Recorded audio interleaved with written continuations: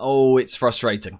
It's really, really frustrating. Manchester United 0, Crystal Palace 0. A game that was positive for so long, for 45 minutes especially.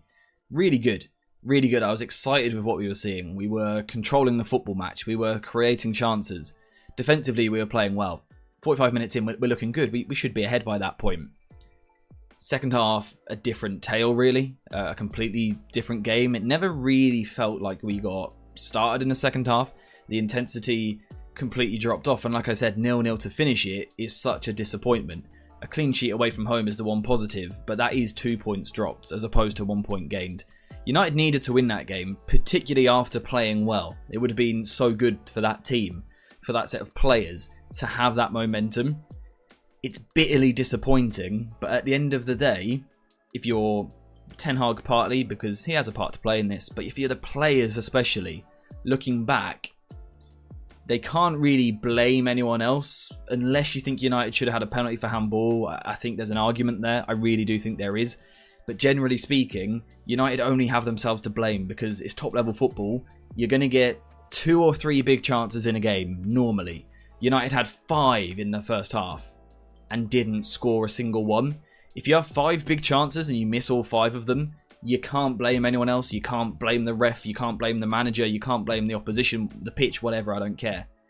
If you don't take 5 big chances, you don't really deserve to win the football match. You can't really say you were robbed or anything like that. You have to score the goals. And that's why it's so frustrating, because for so long, United played really well. The first 45, I thought was brilliant. I was in the Discord. Join the Discord, by the way. But I was in the Discord. I was loving it. I thought we played really well. It was control. It felt like we played the game at our pace. On the ball, Palace gave us a bit of time, and that helped. But we were setting a tempo quite nicely. We had that back 3 of Licha, De Ligt and Mazraoui a lot of the time on the ball. And we were managing the tempo of the game. You had Dalot often tucking into midfield. We'll break that down a little bit more in tomorrow's analysis video. But we were controlling it. I thought Christian Eriksen in the first 45 had a great performance on the ball. He's just kind of wandering about the pitch, particularly towards that left-hand side. But he's really playing the game at his pace. It's like he's got the slippers on. He's just playing the game at his pace, knowing that on the ball, he's actually too good for what Crystal Palace could deal with, really. He's popping up in areas, he's getting the ball, he's got that expansive passing range, he can move it from the left side of the pitch to the right side of the pitch, and then from the right to the left. It's all really good, and it allowed us to get towards the final third pretty effectively at times. And once in the final third, we speed it up. We look a bit quicker, we look a bit direct, we expect that from a Ten Hag team. Ahmad, I think, had a decent game without having his greatest day ever. I think Xerxes, some of his link play in and around the penalty area, popping balls off on the edge of the box, was absolutely brilliant. The players around him didn't quite give him enough. I think Garnacho had a good game. Certainly in the first half was lively. Second half completely tailed off. But the one that disappointed me, and maybe I'm wrong with this, I need to watch the game back again. Bruno Fernandes. We turned to him, granted way too much, but we turned to him as our creative outlet. We turned to him as our player when we can't break a team down. We'll get the ball to Bruno and he's going to make something happen. And his final ball was so off in this game. The amount of little clipped passes he's trying into the box, and he's just over-hitting all of them. Now, we can't be too critical, because normally he does deliver for us. He does give us the moment we want. But he just didn't in this game. And perhaps that really highlights an error for United, or an issue for United, I guess, at the moment. That if Bruno doesn't create against a team that sits deep, we do still lack that proper creative player. Now, in the first half, we were still able to create chances. And that's because we had Eriksen on the pitch, we had Xerxes on the pitch, we had Ahmad on the pitch. Which brings me on to the next point of the second half. I think Eric got it wrong. We done a stream when the team news was dropped. And we were a little bit shocked about the starting 11. But the big positive was the depth we had on the bench. We had Højlund on the bench coming back. We had Rashford on the bench. Picked up a bit of form recently. You got Mason Mount maybe as an option. We got Ugarte as an option. We got Casemiro. We were all kind of sitting there going, we've got a nice bit of depth there. We've got something to bring on from the bench. I don't think Ten Hag done it at all in the right way. And the reason I say that is because you bought off Christian Eriksen, who is our one proper passy midfielder, isn't he? He's the one player who's going to make a lot of passes. He's going to manage the tempo with his passing. We lost him.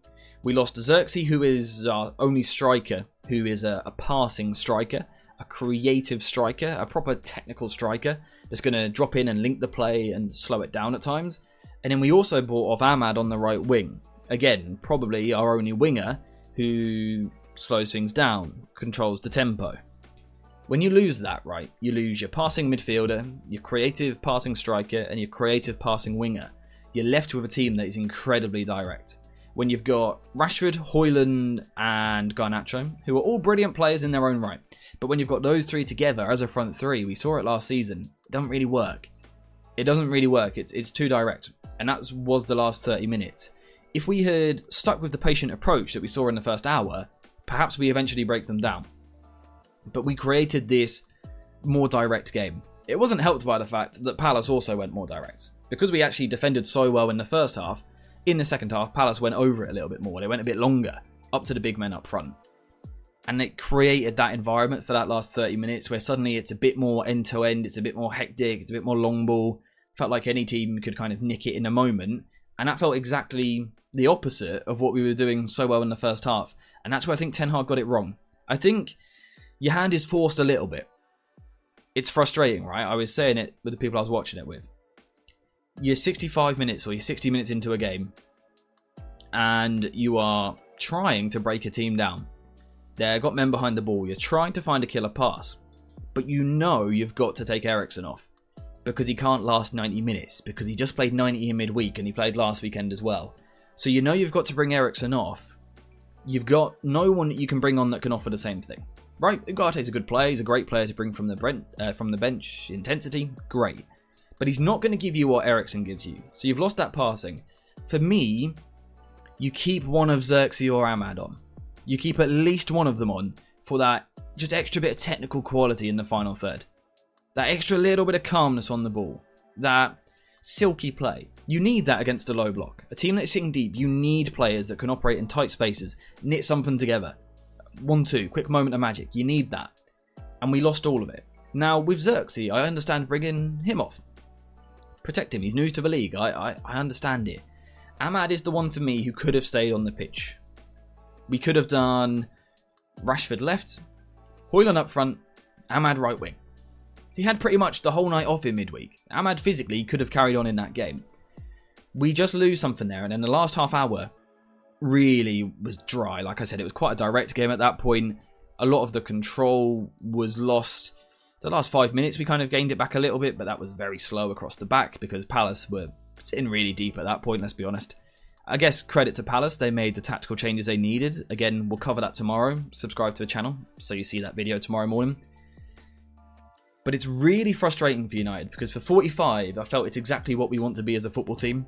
We controlled the game off the ball with a decent high press. We controlled the game on the ball with really good possession play. But we were still fast enough. We were still threatening enough. We had a cutting edge in the final third. We just didn't take our chances. The second half is really dull, really slow. Nothing really happens. Nothing really happens, and it just kind of meanders out for, in the end, a pretty boring, dull 0-0 draw away from home, which on paper it's not the worst result in the world. 0-0 away to Crystal Palace. They're a good team, but when you look at their early season form, when you look at the way that we started the game, when you look at the fact that we've lost 2 matches in the league already, a win is really what we needed. So the feeling after that match is deflation. It's not anger, it's just deflated. Really deflated. But to end it on a positive, which we like to try and do around here, United were really good for 45 minutes. For the first 45, United were really strong, really good, really impressive. There was something there. Ten Hag can build from that. We'll have that cutting edge another day. We'll have it another day, I hope. We've got a set of young forwards. They're going to keep improving. There was something there in that first half, which for me was up there with the most complete we've ever looked under Erik Ten Hag. The most we've looked like a modern day top 4 club in a long time, in my opinion. So there is something good there. Let's finish on that positive. In terms of, for today's video though, we are finished there. It's annoying that it's 0-0. We'll break down tactically everything that happened tomorrow morning. For today, for the rest of the evening, we just have to be a little bit disappointed. But it's a clean sheet. I guess we got that, eh? I guess we got that.